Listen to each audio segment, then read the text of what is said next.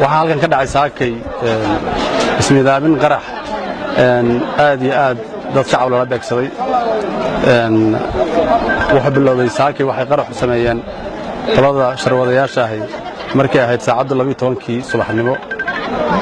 hadda oo aan joogno 2 saac iyo bar ayaan soo afjarnay dhimashadooda hadda intaan aragno oon xaqiijinay waa 4 in ka badanna in jirto waa macquul laakiin wali meelihii dagaalku aan kula galnay maan ka raadinaynaa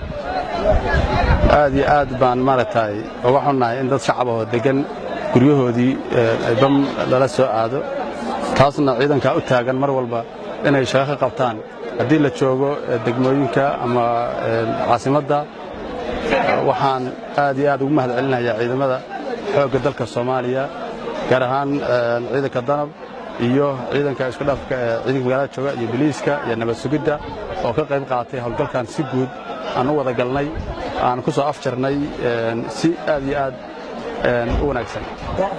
hal nin oo u dambeeyo dhaawac ahaa ayaanu haynaa hadda inuu dhintana macquul weeye laakiin hadda waa nari